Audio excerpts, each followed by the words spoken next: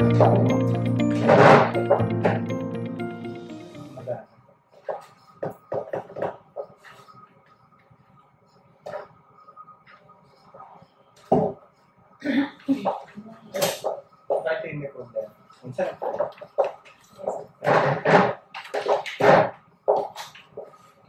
ang correction and corrective action report is a documented information na ini-issue once na merong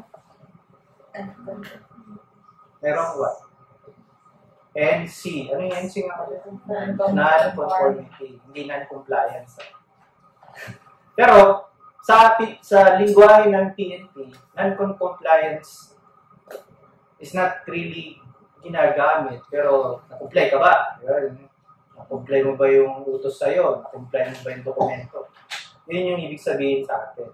Non-conformity is just a term similar to non-compliance to what? To a standard. So, ang NC ini-issue, ang SICAR na i-issue yan after na meron kang ma-find out na merong NC. How about OFI? Ini-issue ba ng SICAR yun? Yes, no. Kasi tatlo ang resulta, di ba? Once na nag-audit, tatlo ang resulta. There are 3 results. The first is, ano yung una? Conformity. Meaning, nag-conform ka, pero meron ba? Maganda ba? Pangit. Pag may conformity, ibig sabihin may commentable findings. Yun yung term na ginagamit natin. Okay? So, kapag may conformity ka, hahanapin mo yung commendable findings. Right? Sabi niya, ISO, sa clause 4, sabi, meron ba silang organizational chart? Meron, conformity. Pero, anong klase organizational chart? Baka ito na rin yung last year, in-improve ba nila? May improvement ba? Kasi di ba tayo ay continuous improvement. Kaya hindi pa pwede yung, wala na, yan lang. Tapos, tinignan mo yung organizational chart. Ano nakita mo? Nandun si Lieutenant Colonel Salvacion. I-retired na yun. Bakit nandun pa yung mukha niya? Nandun pa yung hindi ina-update yung organizational chart. O, ito ang madalas na nakikita natin sa OFI. Yung nakalagay na, ano yung pinapaskill natin? Quality, policy. Ang nakapirma pa ay si Sir Crego. Hindi in-update. So, pag hindi mo in-update, ano yun? OFI. Anong ulit yung OFI? Opportunity for improvement. Bakit hindi NC? First time. Una-una, first time. Ang first time niyang nangyari, first time. Kasi pag-audit niya yun, napalitan na pala si Sir. Nakalimutan na po. So, merong quality policy, pero hindi nga lang updated. So, kailangan i-update yung quality policy. Gagawin ko kasi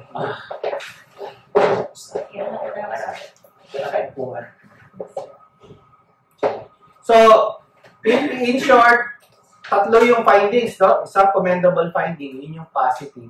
Yung negative, dalawang klase. OFI, tsaka NC. Alright? Between OFI and NC, yung OFI ay nangako ka, tinupad mo, ngunit kulang.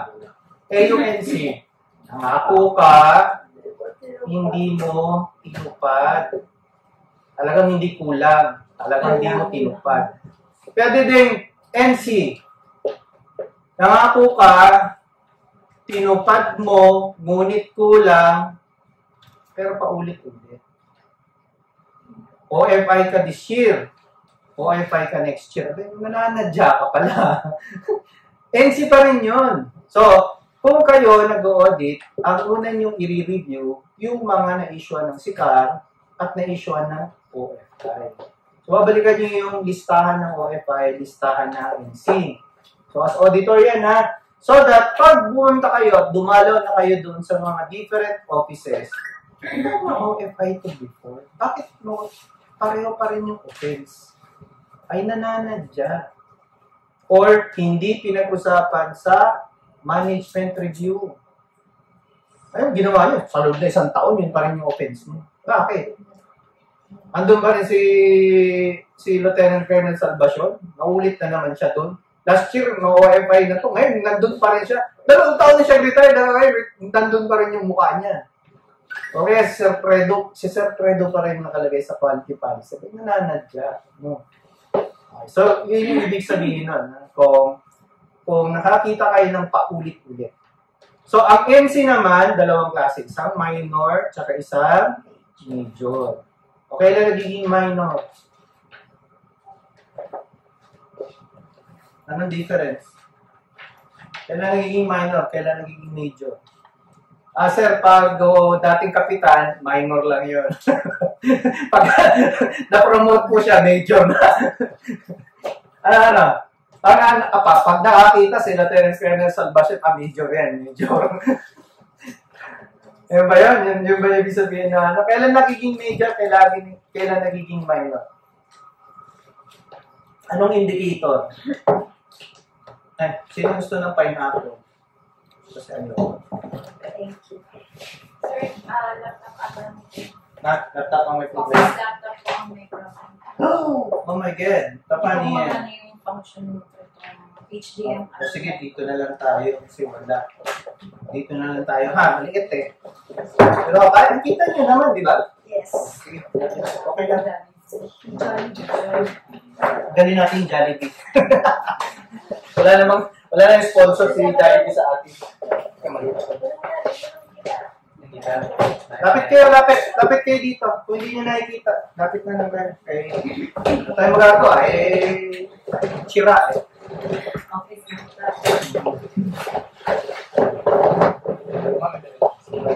Sir, what are the differences? Okay.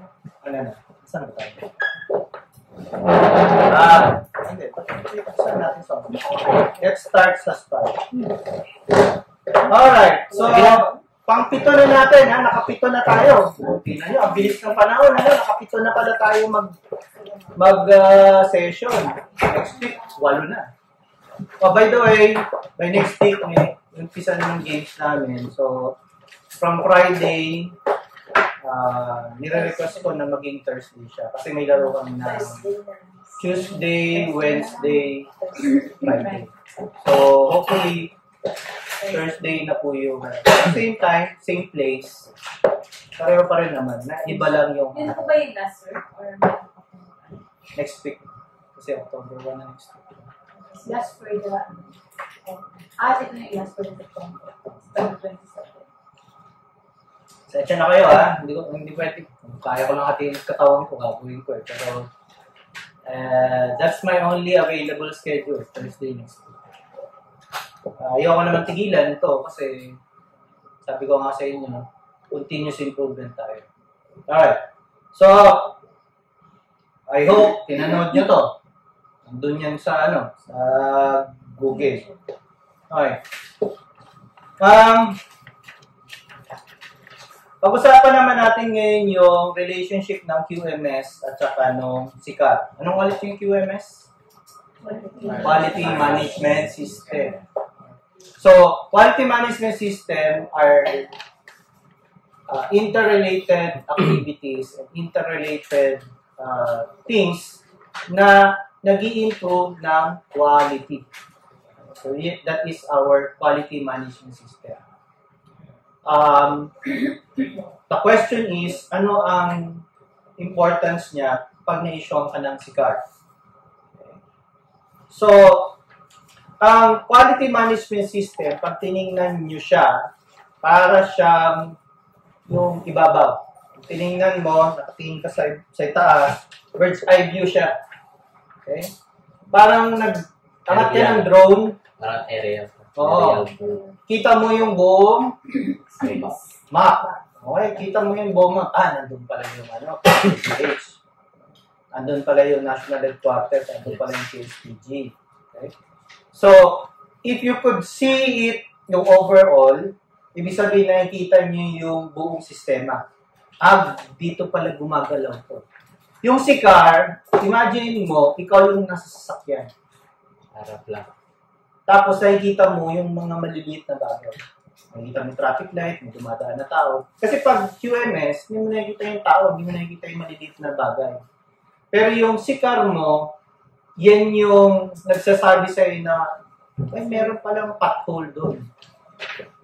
Meron palang bungguan ng sasakyan doon. Or meron palang close road pala siya. So, kaya pala, pag tinignan mo sa QMS, kaya pala may delay, kaya pala traffic doon. Ang makikita mo lang yung sika, kaya pala may traffic doon, kasi may nasiraan. So, si car is sabihin na lang natin para siyang, kung sa katawan ng tao, siya yung nagkaroon ng occlusion. Nagkaroon ng bato yung kidneys. Pero pag tinignan mo yung buong tao, sakit naman ako, nasakit yung likod ko. Sabi, sakit ang likod ko, tapos nilalag na. Hindi mo ngayon masabi kung ano yung problema niya. Unless, chinek na talaga siya, naku, meron ka pa ng bato sa kidneys. Kaya pala, namimilipit ka sa sakit mo. Oo. Kahit nainom ka ng paracetamol, may pinamic acid, di siya mawala-wala. Kasi yun yung problema mo eh. So, si car is, yun yung issue yung parang pinaka-puno ng problema mo. Si car. Alright. So, if we look at the overall system ng quality management system, meron siyang general process. So, pag tinignan mo, di ba? Natin mabuti ha. Ito yung PDCA. Meron kang papasok. Meron kang siyempre lalabas. Pag may pumasok, may lalabas. Pero ang process kasi, pag may pumasok, proseso yung pinasok mo at lalabas siya. Example, dito sa OPD, sa atin, may papasok na patient seeking for treatment. Right? So, the process is, ano yung first? Records. Titriage ba siya? Hindi. Titriage ba sila sa OPD? Hindi. Nagtitriage. Titriage sila. In fact, mayroon pang may information pa yan. May pinatipirmahan pa sa kanila. Di ba? Declaration. May COVID. Pagpasok na triage siya, what comes next?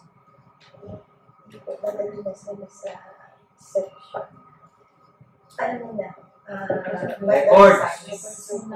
Ano una? Records o vital signs? Records. And then, vital signs. Then, section. Assuming na bumalik na yung record niya. So, nandiyan yung record niya.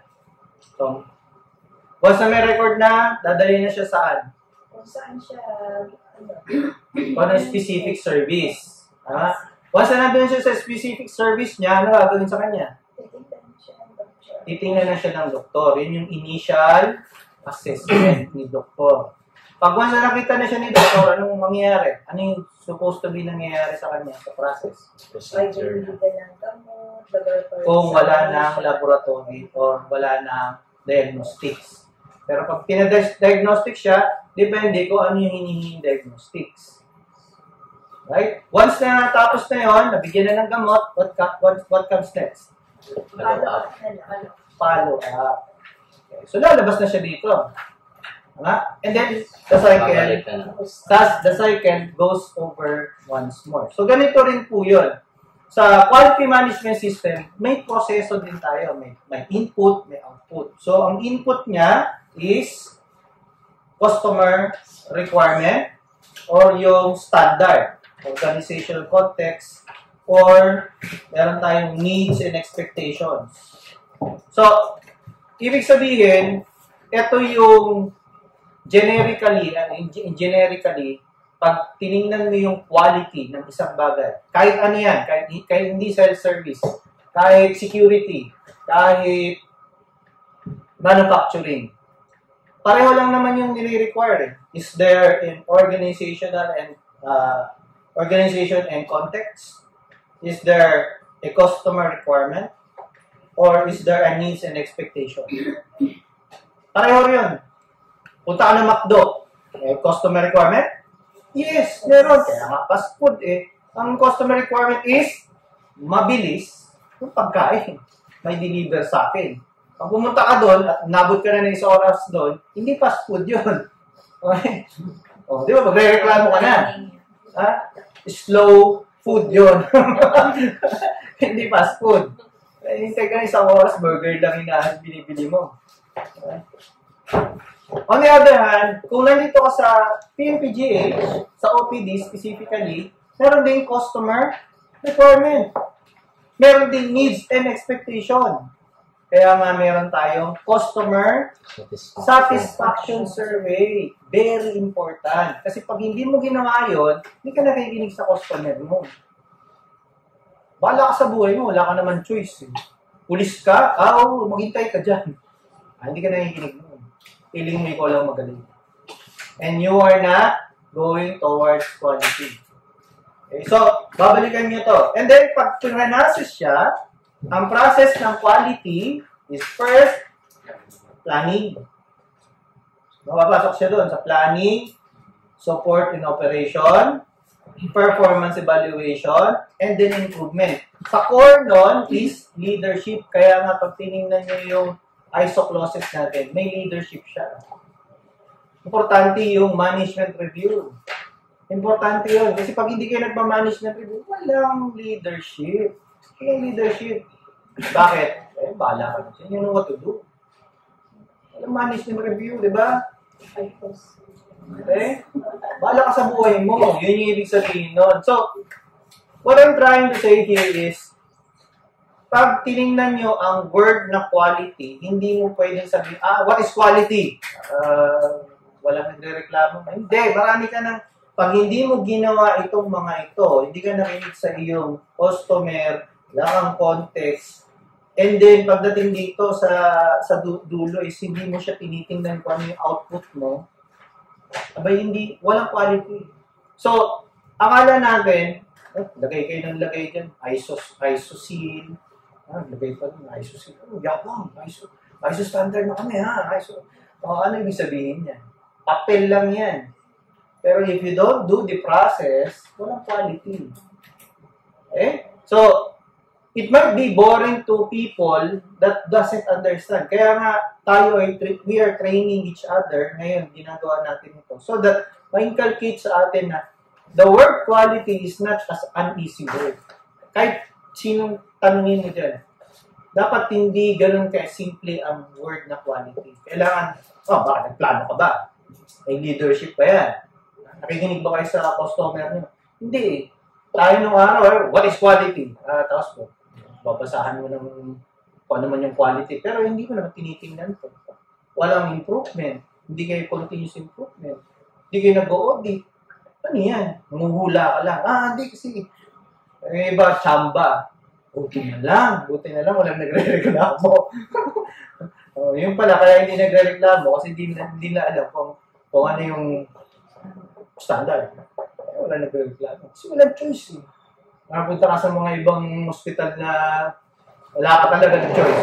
Wala kang choice Wala kang pera Wala kang choice. Pero yun yung essence ng quality management, ng QMS. That it's not a simple word. May quality kami. Paano mo nasabi? Ano mo nasabi may quality ka? So, ito yung ibig sabihin nun, ha? Okay. Ano ba kasi mag-i-speech pa? We want quality. Ano ibig sabihin ng quality na yun? Mag-i-speech pa rin. Okay. Alright. Very important also. What's the importance of SICAR? Pag nag-issue ka kasi ng SICAR, ang end point nun, ang outcome nun, hindi nag-comply ka lang doon sa papel. Nisyon ka ng sikat. Tapos pinilapan mo. Tapos yun na yun. Hindi po yan papel, ha?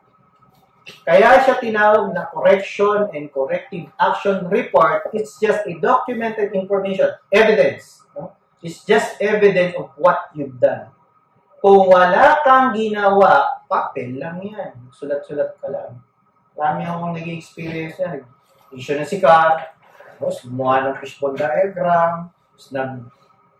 Tapos ang ginagawa ko niya, as an auditor, pag-experienceado na kayo, next time, hanap mo yung, asan yung fishbone diagram? Siyempre, ibigay sa'yo, sir, meron kang fishbone diagram. Explain mo nga yan kung ano yan. Sir, hindi ako gumawa nito eh. Ano yan? We do those diagrams, those documented information because there is a reason. And you should understand. What's next? Yung chief, tinanong mo sa kanya yung fishbone diagram, hindi mapaliwala. I'm pretty sure, yung tao niya, hindi niya rin alam yun. I guess yung point na, SICAR is not a simple document. It's a proof that you've done something. Kasi, many years from now, wala na ako. Pretty sure, yung mga senior dito, wala na rin kayo. Kung kayo man yung may iwan dito, assuming na may iwan kayo, wala kayong proof na merong ginawang improvement. And for all you know, 100 years from now, kung ano yung sinulat yung SICAR, magugulat kayo, pwede pa pala siya i-apply. Bakit? Anong proof na may ganyan? Spanish flu, 1919. Year 1919, 100 years ago. Anong sabi doon? Mask, isolation, social distancing. Alam niyo po, ginawa nila yan noon. Pero ngayon, nung nagkaroon ng COVID, para nagtataka yung tao, dapat ba kami mag-mask? Dapat ba kami mag-social distancing? Noon ng araw, wala pa yung mga advanced technology. Wala pa yung vaccine na yan, pero natigilan yung Spanish flu. It's the same. Ibig sabihin, 100 years from now, kung ano yung naging output ng SICAR ngayon, kasi history repeats itself. History repeats itself. Hindi mo na kailangan maganap ng solusyon. Teka nga. Patingin nga ano natin yung permanent records natin dyan. Tingnan nga yung SICAR nung 2024. Sino yung mga auditor nun? Si Alcantara, siya pala yun. Tingnan mo kung siya pa yun na gano'n, nasikar siya ng araw. Di ba ito rin yung nakita natin ngayon? Ginawa na pala nila noon. Ito, effective pala siya. Ng araw. Ba't di natin gawin ulit? Ibig sabihin, may reference na sila. Or, they can improve kung anong ginawa natin ngayon. Kasi hindi mo na rin alam kung pareho pa yung context. Mamaya may spaceship na pala. Okay, may MRI na pala pagdating ng 100 years from now. Sabi na 100 years from now. Wala pa rin MRI yung PNPGH. Wow, wala continuous improvement. Okay?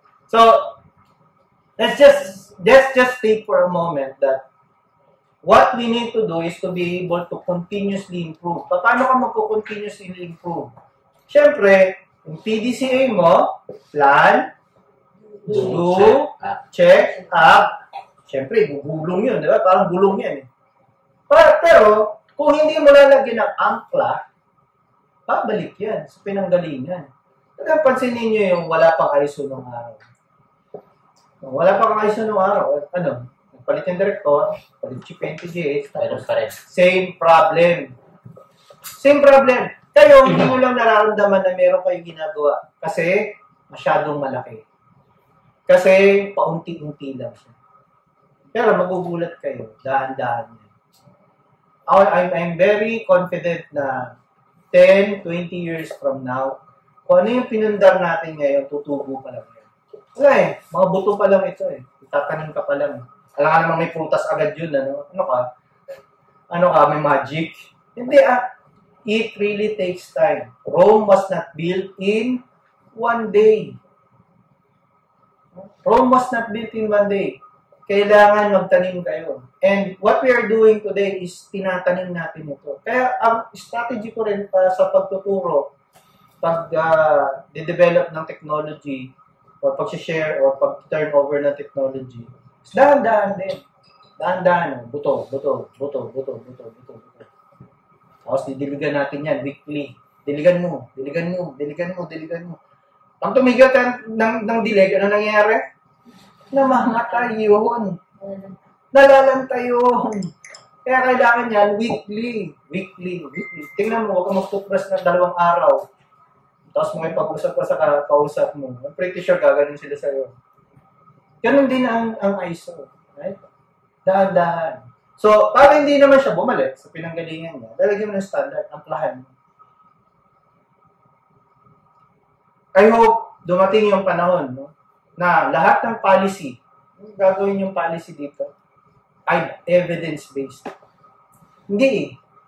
May bagong chief, may bagong director, may bagong officer, basta may bago. Ang gagawin, anong order dito, gagawa ko ng policy para dyan. Hindi evidence-based yun. Basta pag tinanong mo, saan galing yan? Basta. Okay, sabihin, dati nga, ganito ginawa namin yan. Noong araw nga, ganito. Saan, sir? Doon, sa region. Sir, sa region, wala. Iba yung context nyo doon sa context namin. So, what will happen in the future, hopefully yun yung mangyayari. During management review, dahil mayroong inisyong sika, dahil may nakitang NC, during management review, magde-decide na yung leadership. Teka, para hindi na maulit yan. Para hindi na maulit yung sikar na yan. Para hindi na ma-issue ng sikar. Yung NC na yan, para hindi na maulit. Yung OFI na yan, para hindi maulit. Ano gagawin natin? Gagawin tayo standard. Yun yung mag-aangkla dito. Hindi na siya babalik. Hopefully. Yun yung essence. Kaya, ito po I hope all of you will realize that you, each and every one of you na nandito ngayon, ang nag-aaral neto. Yes, mahirap. Yes, nakakalito. But you are an essential ingredient for success. Hindi ka lang sikat. Auditor. May dagdag sweldo ba yung auditor? Hindi, dagdag trabaho lang meron. I hope, no, every time na nag-audit kayo, sana man lang may commendation. No? Sana man lang. Minimum standard. Minimum standard, may commendation tayo. Ayan sila, yung ating IQA head. Hi, ma'am! Say hello to our IQA head. Now, yung weekly session, ma'am, ng ISO. Yes, ma'am. Tinanong nga ni Director. Yes, ma'am. Ano daw yung dami mo daw nilelect. Ma'am, sa ISSLR. Kaya pala. Yung auditors po natin. Ito na yung mga future auditors po natin. Welcome, ma'am, natin yung ating mga future auditors.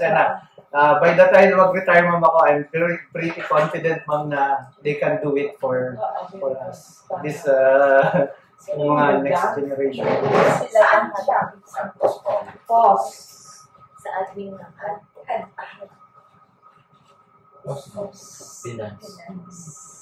Para at least sana meron din sa ano. Sa iba, ma'am.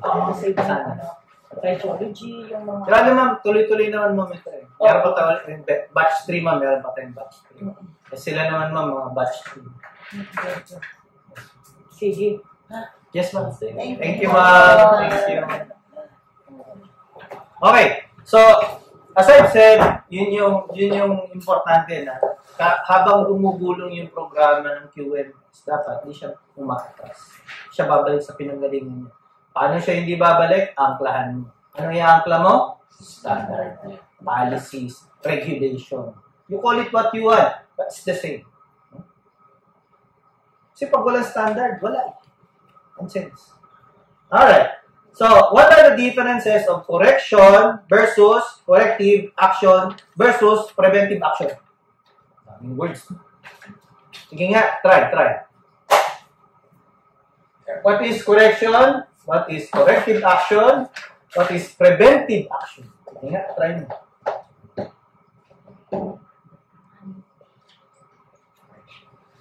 Preventive action sir yung mga ginagawa natin action to prevent na Kasi parang pinadalog mo lang yan. Yung corrective action. corrective na sir. Ibig sabihin sir, may mali doon sir. Yung action na yun sir, yung parang gagawin natin to correct.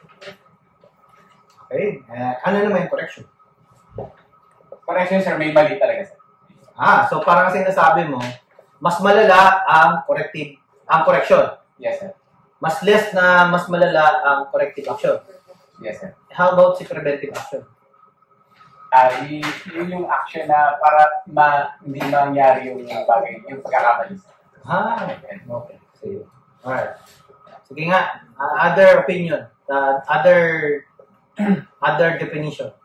Sir, yung corrective action, bawa, the example that's bubong. Okay.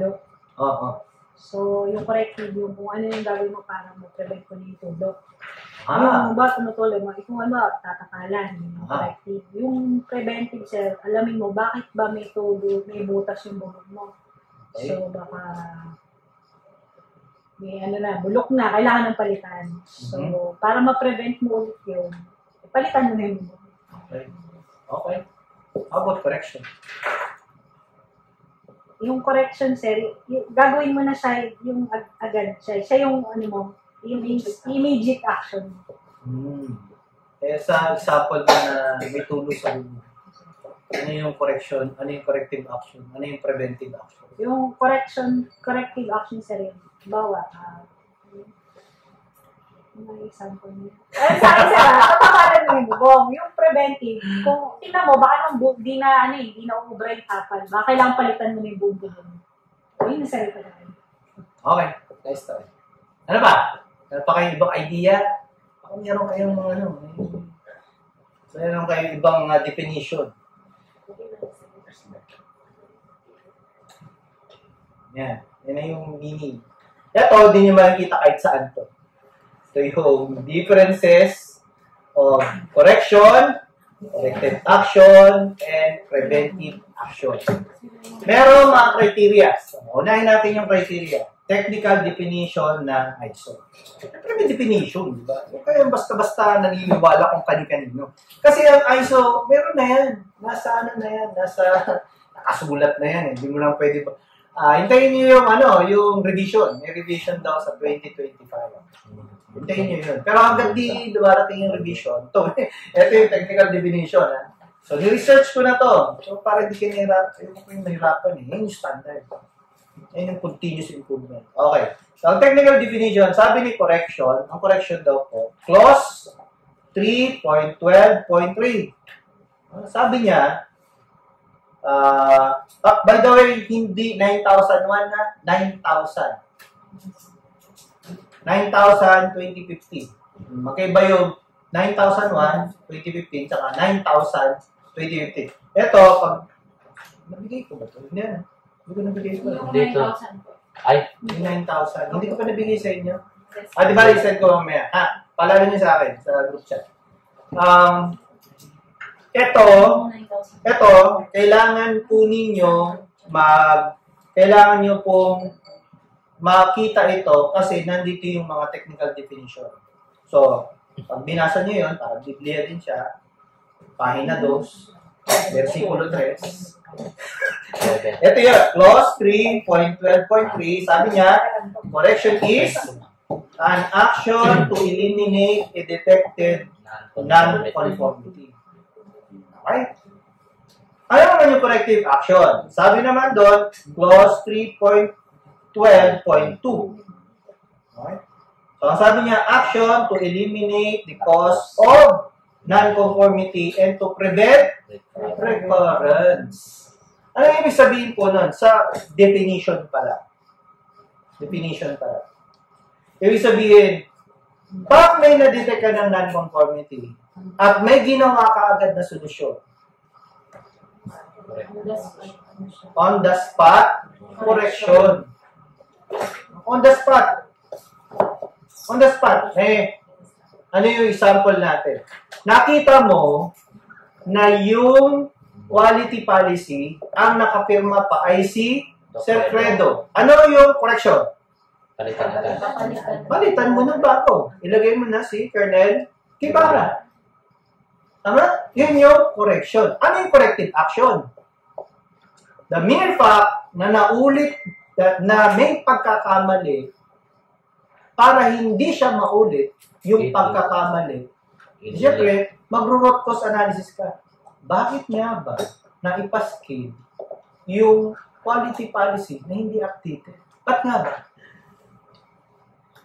Ano palagay niyo yung root cause? Hindi na delete. Hindi na? Hindi nagbabasa. Hindi nagbabasa. May hindi nagbabasa.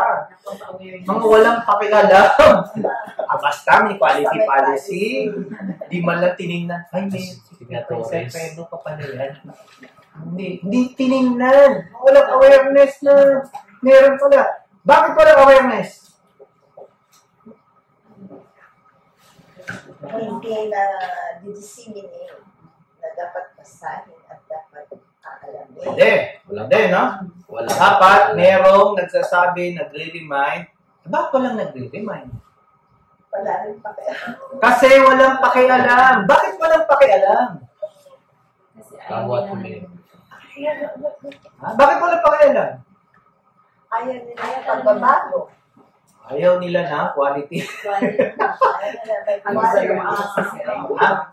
Kasi nasanay siguro sila, sir. Nasanay. Bakit nasanay na lang sila na ganyan? As usual. Okay na yan. Ganon kasi dati. Ganon ginagawa. Kasi Kasi nga ayaw nga nila ng practice changes, nila eh. kung baga. Dahil ayaw nila ng changes. Bakit ayaw nila ng changes? Old fashion. So, dapat baguhin. Ano yung ginagawa natin ngayon? Ang tawag dyan is 5 whys. You ask as if you are a toddler. Di ba yung mga toddler? Yung mga anak natin. Bakit umulan? Bakit why is the sky blue? Why is the sea green? Ganon. Actually, yun yung problema natin eh. We think so much of ourselves. Oh, graduate na ako. Ba't pa ako magpa-5 course? Ba't pa ako tatanungin niya? Basta palo, tingli palo, no more. Huwag ka na magtanong. Ha? Palo ka na lang. Comply ka na lang.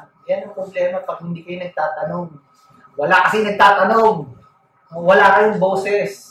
Lahat na lang lagi, yan, masisave niya. Siya naman ang official. Tapos na may sweldo niya. Ako, mababa na sweldo. Ganon. Ganon na lang yun. O kaya dahil ganun lahat, Wala nangyari. talaga naman. Okay? Alright.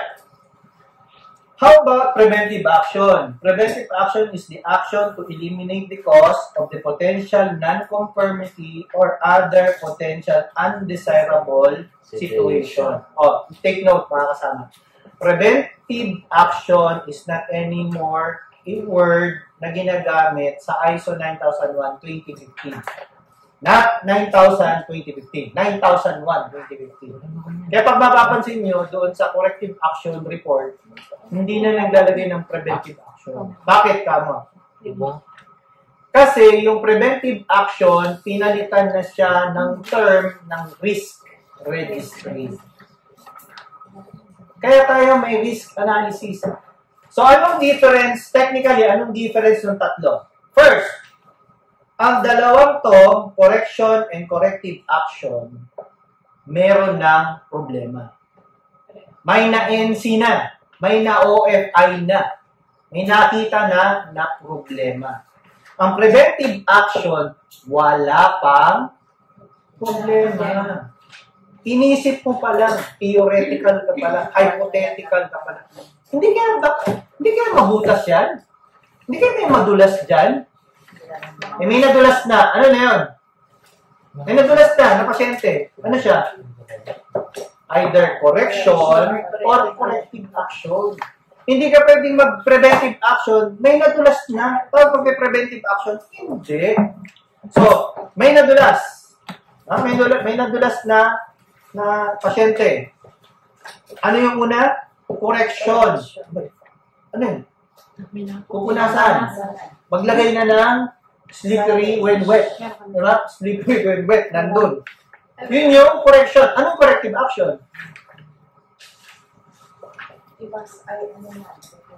Gawa ka na kayong root cause analysis. Basta-basta solusyon. Yun yung difference ng, ng correction sa corrective action. Correction, walang isip-isip. React agad. Ang corrective action, teka. Bakit madulas kasi? Bakit madulas? Bakit? Ano Kasi nilagay? Sabon. merong tubig. Bakit may tubig? May natulo. May tulo. Bakit may tulo? May Kasi butas. umulan. Pero kaya mo bang solusyonan ng ulan? Hindi. Bakit may butas? Yun. Kasama siya. Bakit may butas? Kasi luma na ang silad. O, so ano yung root cause? Butas. Ay, yung luma. Luma na yung silad. So, ano yung corrective action? Palitan. Palitan ng silad. Ganun lang. Ganun kasimple yung difference na corrective action at correction. Maraming nalilito dyan, ha? Maraming nalilito. Maraming hindi naiintindihan yung konsepto. Okay. So, on the specific clause naman ng ISO natin, sabi ko nga po sa inyo, saan nyo hahanapin ang correction? Ayan, 8.7. Control of non-confirming outputs. However, yung corrective action, nandun siya sa 10.2. Saan mo layo? No? Kung akala ko, una itong na, corrective action, parang hindi naman. Akala ko, nasa 10, close 10 lang siya. It takes you time talaga na maintindihan siya. Anyway, yung pong preventive action, tingnan nyo, wala na siya sa clauses. Dati, ang preventive action, ano po, nasa 9 yan, clause 9. Pero, ngayon nagbago na siya. Clause 6.1, actions to address risks and opportunities. Kaya pag hindi nyo pinag-uusapan sa management review ang risk registry, hindi kayo gumagawa ng preventive action. Kasi ito, you are predicting the future.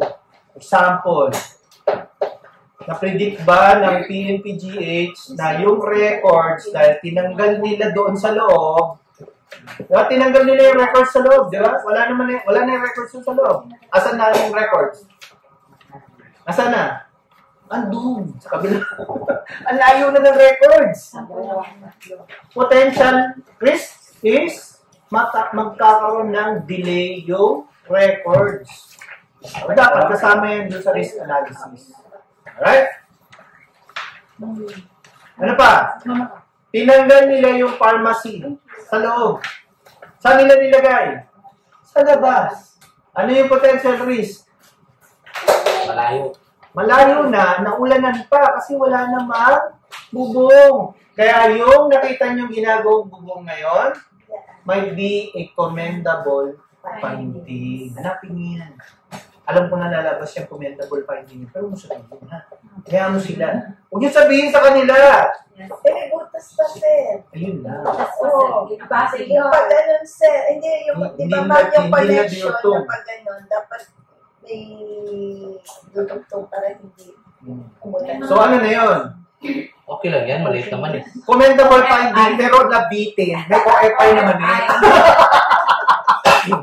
Hindi nga, parang may OFI pa rin. Kaya naman, alam mo, nothing is perfect. Wala naman po perfect din. Pero, nakikita nyo na yung paano nyo siya ginagamit as a words, paano nyo ginagamit terminologies ng ISO, para ma-describe nyo kung ano yung nangyayari sa organization natin.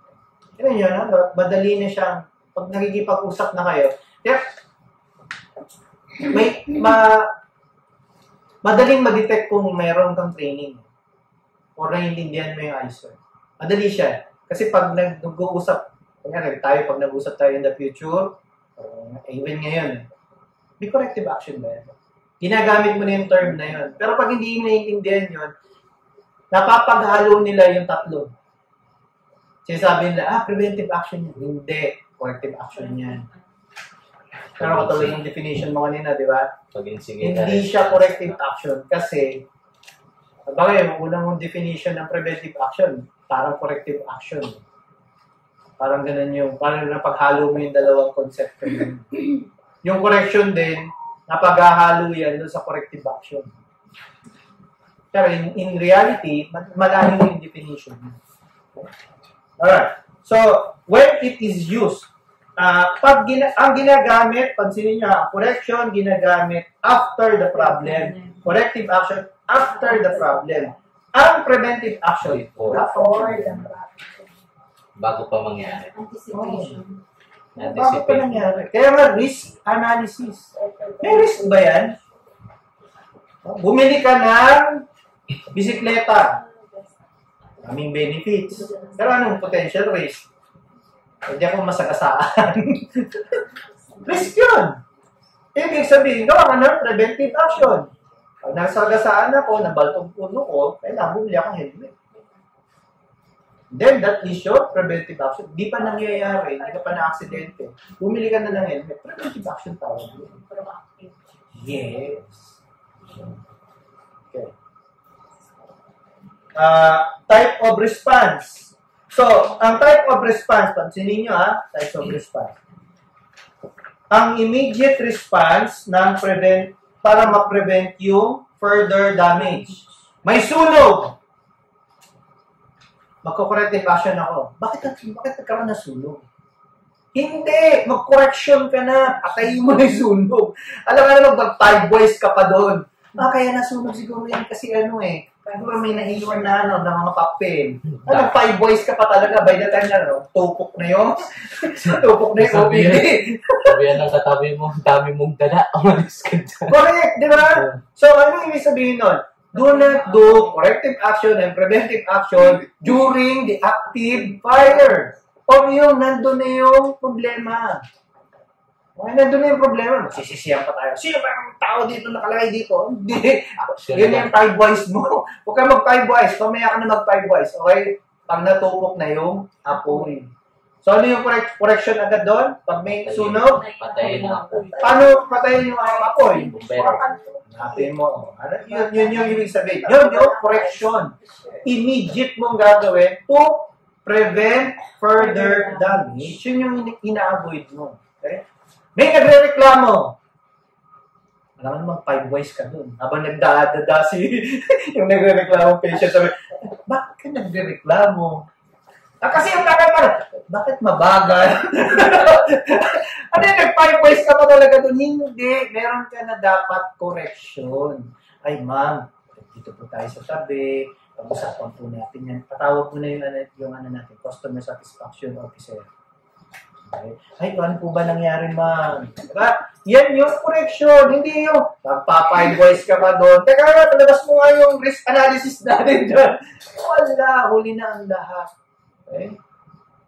Nag-gets niyo yung point? Okay, magkaiba ang correction, corrective action. Alright. Pero, ang corrective action at saka preventive action, pareho silang para hindi lang maulit. Or in the case naman ng preventive action, hindi na mangyari.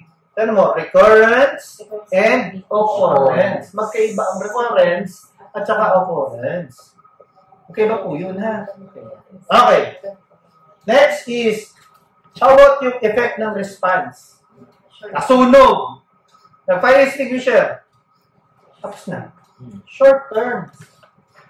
Agad-agad ang action. Reactive ka doon. How about yung dalawa? Long term. Ibig sabihin, pag ginawa mo na ang corrective action, ang assumption, hindi na siya maulit. Pero pag umulit, ano yun? Correction lang yun. Anong ginagawa ng iba? May nadulas. Nasaan? Lagyan ng phone. Slippery one wet. Minadulas ulit. Correction yung ginawa. Hindi mo na-solve. Hindi nawala yung problema. Umulit na umulit. Kung may recurrence, correction na ginawa. Mapapansin mo, mawawala ang problema kapag ang ginawa mo corrective action. Kaya huwag kayo gusto correct lang. Tapos pasigaw-sigaw kapag nagbaksa dito. Ayan, correction yun ha, correction. Pero kung pinag-uusapan nyo na, bakit nagbasa dyan? Bis na nagagalit ka dyan, bis ka nagdadal dyan, dakdak ka dyan, hindi. Mag-five voice ka. Ibig sabihin, nagki-critical thinking na naman. So, corrective action. Alright. Last type of activity. Yung immediate and short-term siya, pero reactive activity. Ganon din ang corrective action. Nagre-react kayo sa problema. Samantalang si preventive action, wala pang problema, proactive. Okay? kahit saan kayo mag-search sa internet, wala yung ganyang definition. Wala rin ganyang differentiation. So, I hope, no, in the future, pag tinanong kayo anong difference ng mga words na to, this is the correct definition. Kahit po pumunta kayo sa mga different type of training, hindi ko nakita yung display ng ganyan. Natutunan ko na lang to along the way. Kasi pag nanonood ako ng mga webinars, nagte-training ako, tinitingnan ko talaga yung definition kasi ang hirap talaga i-define. Confusing siya. Alright? Sige. So, paano mag-conduct ng sikat? Teka, paano ba yun? Ang oras na? 11:55. So, may 5 minutes. So, don't worry kasi ang root cause analysis, next week pa yun. Tingnan nyo yung ano natin.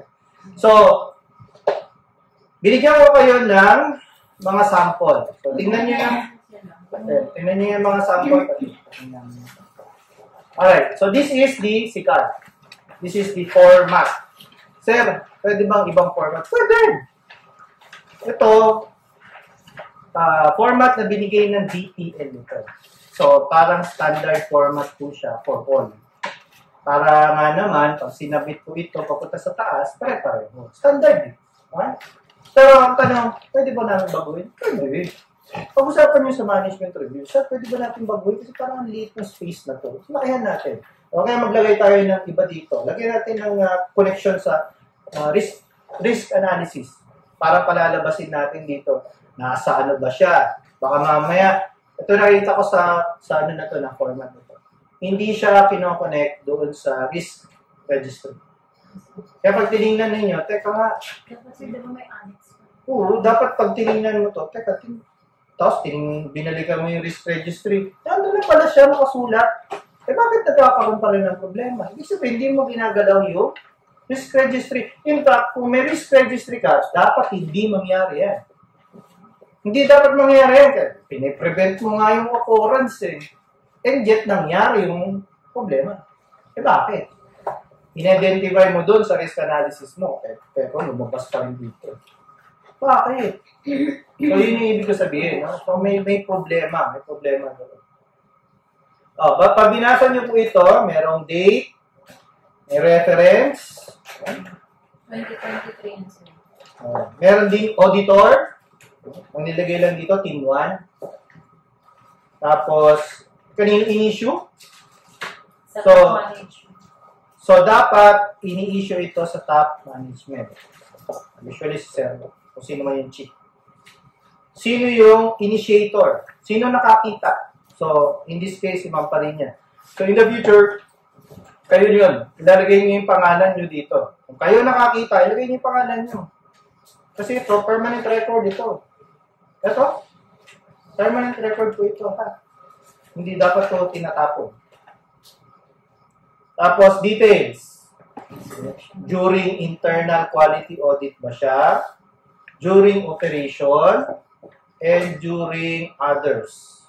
An example ng others.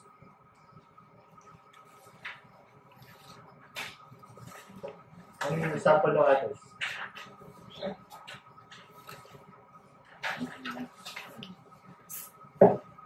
But, kailan nyo lalagyan yung dark yung operations, during operations? Hindi tayo nag-audit, tapos may nagreklamo. Hindi tayo nag-audit, may nadulas. Hindi tayo nag-audit, may nasunog. Operation. Ito. Operation. Sa details. Details. Eh, yung others, Others, please specify, sabi. ano nga example nyo?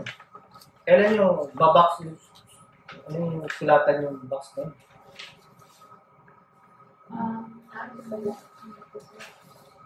Kailan?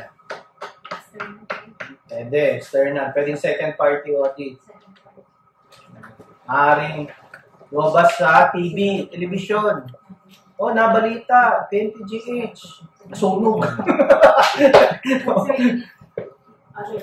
Oo, pwede. Okay? Okay. So, issued by, and then, actually, redundant na to. No? Yung initiator tsaka yung issued by. Pero the way I see it, yung initiator dito is kung sino yung auditor na nakakita. Pero sino ang nag-issue, usually yung team leader nag-issue. So in this case, dahil ako yung team leader, ako lagi signatory dito.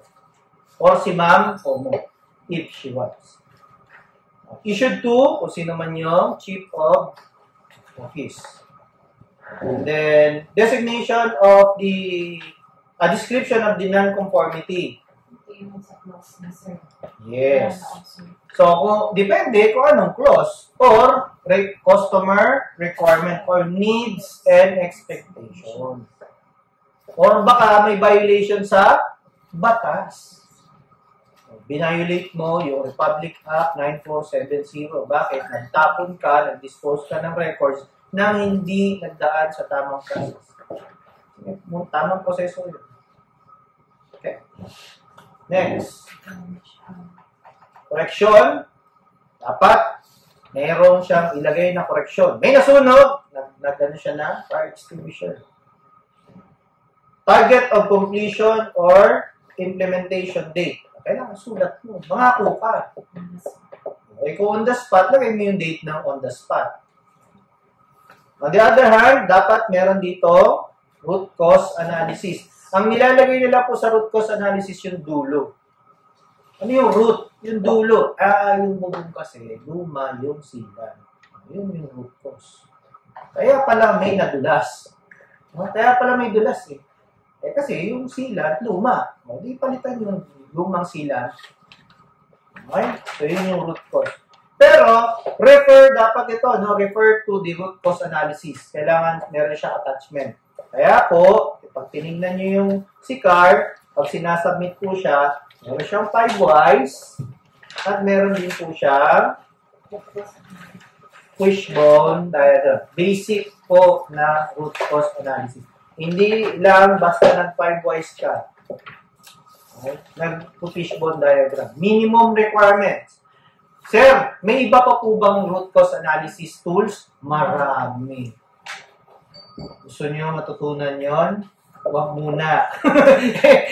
Pag hindi nyo alam yung basic, huwag muna kayong mag-advance. Okay? Sabi nga bago nyo solusyonan ang buong mundo, solusyonan mo muna sarili mo. Kasi pag hindi mo kayo solve yung sarili mo, paano ka hihila ng iba? Okay? Mahawa kayo sa sarili nyo, ha? Ito muna. Masterin nyo muna itong dalawang to. Pag hindi nyo na master ang 5 whys at ang fishbone diagram, hindi tayo mag-a-advance. Pero don't worry, i-introduce ko sa inyo yung other tools ng root cause analysis. Marami po. Sobrang drat. SNEA, and so on and so forth. Okay, marami. Okay? Okay. Kung kayo ay susunod dito is kailangan po ha, kailangan may target of completion. Bakit kailangan ng target of completion? Bakit? Hindi, bakit niya? Bakit? Siyempre sir, para alam mo kung gagawin ay nila. Yung ano to? Yung maano kanila talaga na gagawin talaga nila yun. Pag walang deadline, wala nang kakilala. Dito to yun, ha? Ano na to? Human nature. Ito. Kailangan maliligo.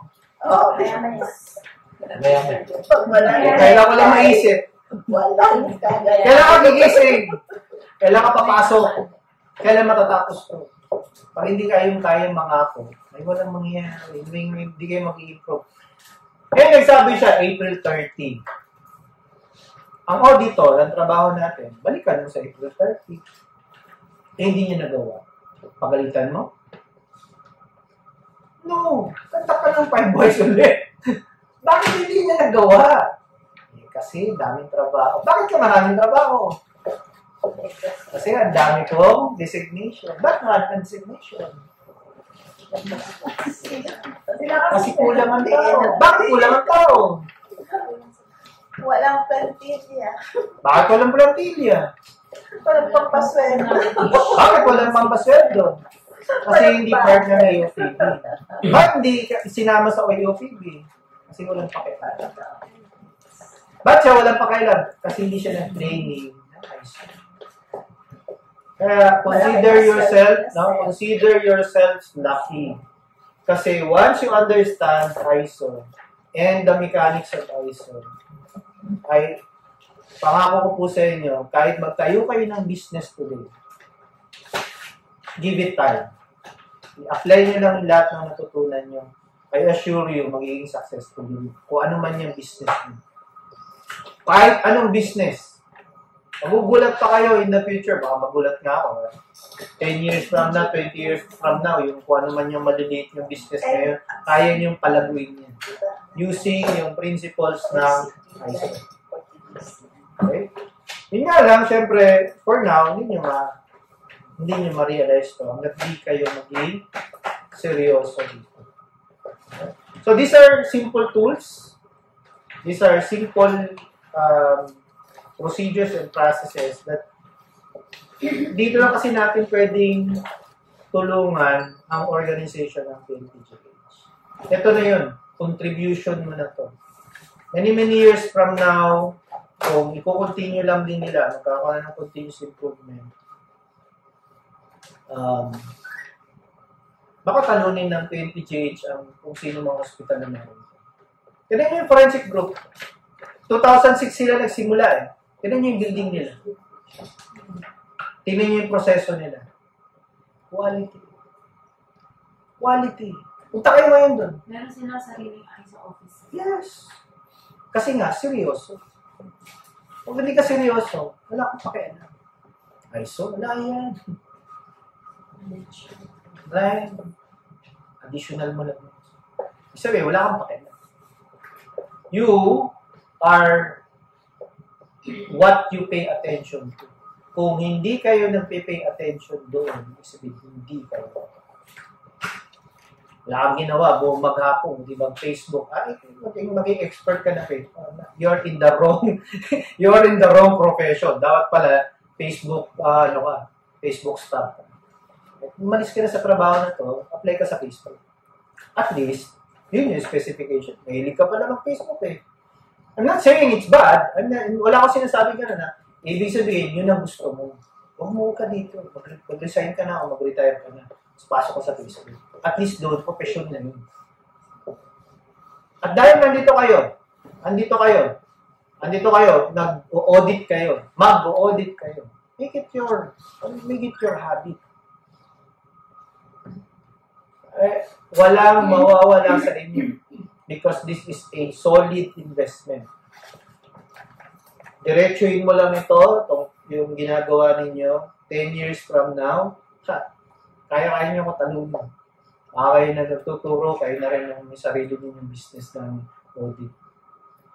Ano ba naman yung 50,000 per audit? Baka pagdating naman, hindi na 50,000. Okay? Sige. Mag-invest na naman kayo ng isang oras. So with that, next week, we are going to focus now on root cause analysis. Dalawa lang. Likewise, fishbone na. Pag itong dalawang to, hindi nyo pa alam. Huwag muna kayo mag-advance kasi marami pang iba. Ano yung Friday? Thursday. Kasi may laban. May laban na ako ng ano. Sorry may laban na ako. Okay. Hindi mo kaya hatiin yung katawan. Yun yung last sir. Meron pa. Dito. Ginagawa ko na po. Okay, so ang susunod natin is root cause analysis. And then ito, dinagdag ko. Wala to sa batch 1. Sa batch nyo lang ito, bago itong subject. How to write an audit report. Yes. Kasi naging issue yan last time. Nag-research ako para dito. And mind you, hindi rin ito tinuro sa akin. Extra effort talaga ako matuto on how to conduct how to write a proper audit report. Medyo, di ba siya, parang ano ka lang proper English lang talaga. Pero iba lang kasi yung Iba lang yung paano mo siya, may template, meron siyang, may logical sequence siya para mag-write kayo ng audit. Pag natutunan nyo, paano gumawa ng audit report, okay, pwede na kayo sa COA siguro. Ganun pala ginagawa niya sa COA. Kung malang bayad sa COA, ha? Ano yun? Sige mag-COA. Commission. Salary grade 25. Not bad, ha? Auditor? Not bad. Masama. October 10? October 10. Tapos October 3 na yung susunod natin. Tama ba? Pa-check nyo nga din sa calendar nyo. Tama. Pa-check na lang. Every Thursday naman tayo. And then yung mga susunod dito, baka ang ilagay ko na dyan, yung balikan na natin yung per clause na siya. Plus 4, 5, 6, 7, 8, 9, and 10. Yun yung sunod-sunod natin. So, iisa-isahin na natin. Baka, generic muna tayo. Malaman nyo na yung ano yung generic, pero yung mga susunod natin, isa-isahin na natin. And then yung dulo po nito, magma-mock audit tayo.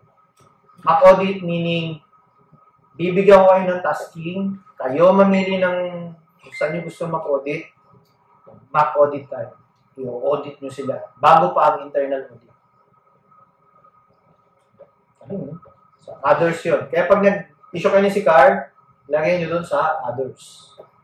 Kasi mock-audit lang siya. Kung mag-issue kayo mag-issue kayo ng CCAR, mag-issue kayo. Padadaanan naman natin, papaproban natin. Mock-audit naman yun. Consider it as your final test. Yung mock-audit. Right? Yung mga hindi nag-pre-test dyan, kasi bibigay ko kay Ma'am Wilma nyo yung result niya. Wala si Ma'am Wilma. Kasi, this time, hindi na ako papayag na walang certification. Issue tayo ng certification. Kasi proof ninyo yan. Proof of compliance. Documented information. Yung last time, sa batch ko yun. Wala. Pero yung pinagagawa ko sa'yo, patapos na. Draft ka na lang. Kahit ano. Para makita din nila. Present natin sa next session. Okay, questions? Wala? Thank you. Thank you, sir. Sorry, wala eh. Hindi ko man eh. Nakakalimutan ko nila. Patingin para natin kay Ma'am. Ayan, Bukas na lang. Yung certification ng last year natin. Diba wala pa kayo? Ayun, hindi ko yung namin. Yung kopya.